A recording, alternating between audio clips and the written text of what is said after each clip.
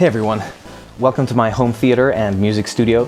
Today I'm going to walk you through how I handled the acoustic treatment on the walls. I hope you enjoy.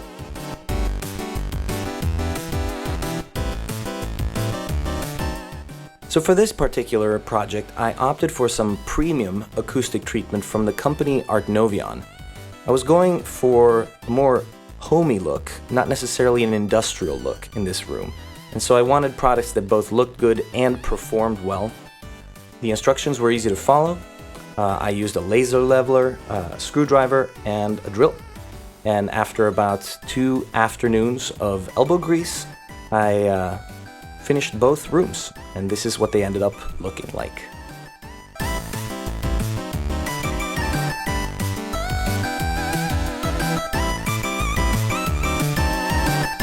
Alright, so the rooms are finally finished and I'm super happy with how they turned out. Let me go ahead and walk you through what these different panels are doing in these rooms. The panels that you see here look the same superficially, but are actually doing different things. They're all variants of 60 by 120 centimeters, and so they work very well if you want to combine them with each other in different ways. This particular panel here is an absorber, and it's more than just a thin piece of felt. It goes quite deep into the mid-range.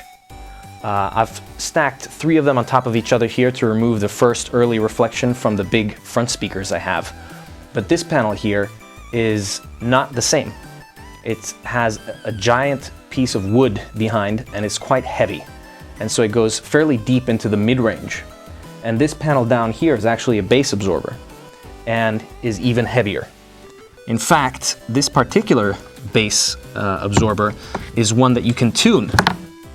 So it has these little weights that you can adjust. So depending on what modes you have in your room, you can change the weights and tune your bass absorber, which is pretty cool. All right, so here in the back of the theater, I have another kind of panel. It's an absorber, but it's also what's called a diffuser. And what a diffuser is supposed to do is break apart the sound wave. You can imagine it like it's water hitting a rocky coastline and the wave just sort of breaks into pieces.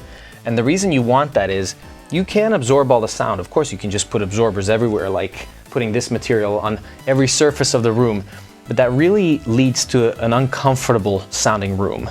Because, you know, if you put your ear too close to an absorber like this, you feel a little bit like you have a cold, you know, like something's not really working with your ears. You do want to hear the sound of either your footsteps or something in the room to make it a little bit comfortable. And that's what a diffuser is supposed to do. It's not supposed to just absorb everything. It's supposed to sort of spread it out. And you put it in the back of a theater because the back of the theater is supposed to provide ambience. And even here in the studio, there's something called live end, dead end design of a studio where you want to have everything that's close to the speakers be as dead end as possible and other surfaces live in the sense that they're diffused rather than simply absorbed entirely so that you're sitting in a room and not, you know, in a black hole or something. Nevertheless, I have really heavy bass absorbers here in this room to remove problematic modes. And then the rest of the kind of absorbers I have are diffuser absorbers, where, you know, these bows here do diffuse the sound, but they're actually filled with a lot of acoustic material to absorb as well. So this room is filled with a combination of diffusers, absorbers, and diffuser absorbers. And even if you look on the roof, you'll see that there is absorption material right on top of the sitting position and diffusers behind to help design the sound of the room that I'm sitting in. So what I've ended up with here is a studio and a movie theater that sound really, really good. But it's one thing for me to tell you it sounds good, and it's another for me to try and show you. So I've done a lot of measurements, and I'm gonna try and share with you exactly what the effect of mounting these panels has been. All right, so I have to admit, this room already sounded good before I did anything to it, before putting any panels on the wall, before applying room correction, and the reason is this room was designed to sound good. So I use tools like Room EQ Wizard and so on to help me set up the dimensions of the room to make it sound really good. If you just want to hear what the difference is before and after all the things I did, you can skip to the end of the video. but I'd like to explain a little bit of the theory and how I can quantify exactly what the difference is before and after. Okay, so the way you typically measure a room is you have a microphone that's very sensitive to sound pressure levels, that's been calibrated, and you play a sine wave through the speakers. A sine wave is a wave that's very perfect and that we understand very well, and you sweep from a bass note to a super high frequency note. And what the microphone ends up recording is the sound that comes directly from the speakers. But it also records everything that hits the wall and then goes into the microphone, everything that hits the roof and goes into the microphone. And so you end up with this sort of character of the room, how long it takes for the sound to die out, and many other properties. Now there are limitations to this method, which is that this is a linear response. In other words, the room does not respond linearly across volume changes.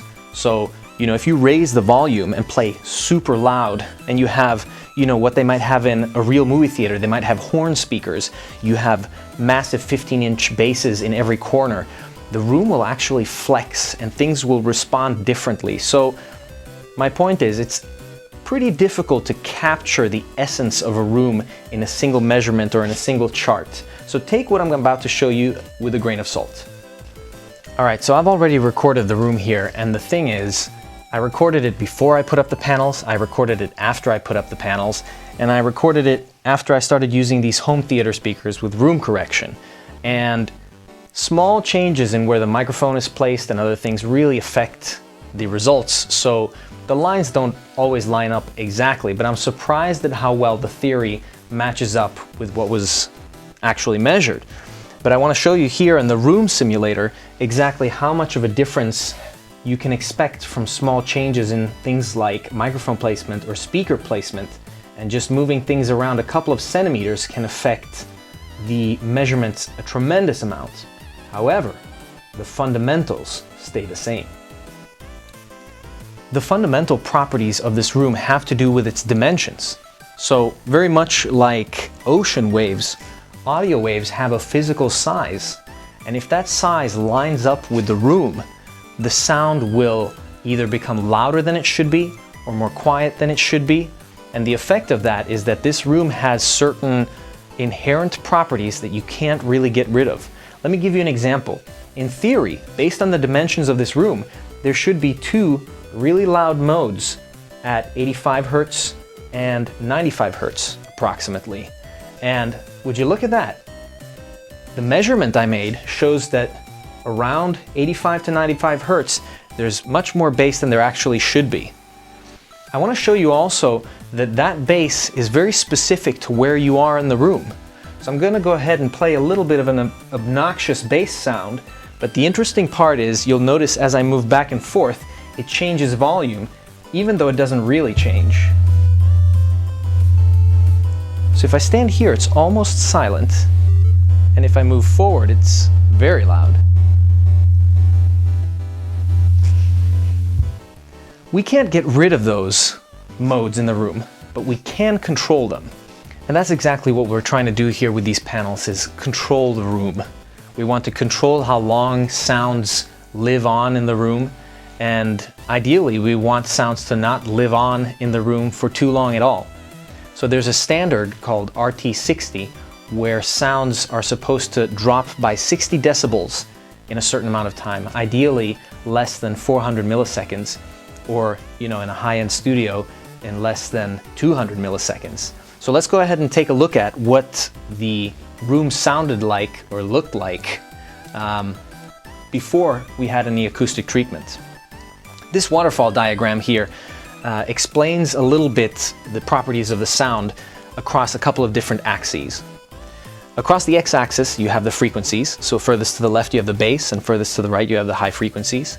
Across the y-axis you'll have the amplitude, so how loud the sound is. And one thing you'll notice actually here is that there are those two modes we were looking at before are extremely loud compared to other sounds.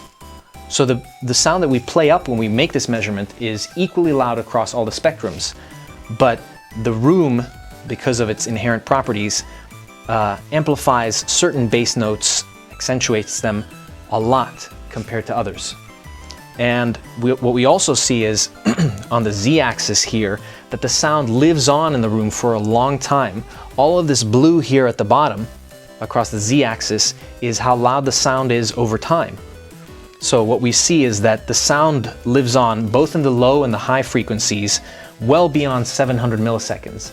Essentially, when you hear an explosion in a movie and there's no treatment on the walls, the explosion will live in this room for over a second, which is not a very nice experience.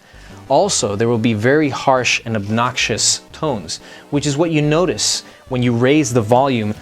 It doesn't get more intense, it just gets, you know, more harsh. And that's not very nice. So let's go ahead and compare that to what it looks like after we added the acoustic treatment. And boom, immediately we see that all of the high-end frequencies disappear and live for less than 400 milliseconds. We see that some of the bass still lives on, but it's very tamed in comparison. And you know, the room already sounded good to begin with without the treatment, but now with the treatment, all of those obnoxious peaks are removed. The decay is very good so that sounds don't live for too long in the room. But there's one last step that we can take. If we combine this with a bit of EQing and room correction, which is what we've done here with this theater system, we can improve things even further.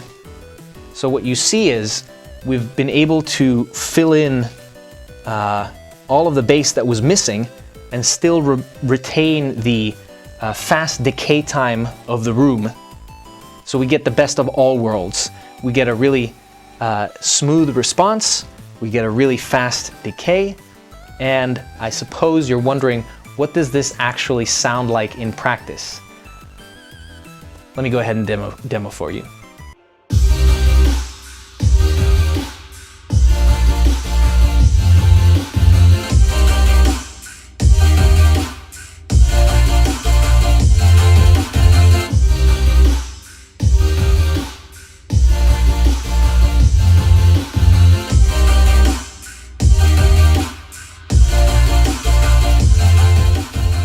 Alright, I'm super happy with the results. The purpose of this room was to be a small, intimate movie theater where I can spend time with my family, we can play games and watch movies, and to that end, I think it turned out really good. I'm happy with the panels, I'm happy with the sound, and if you have any questions on how I set things up, feel free to comment below and I'll get back to you.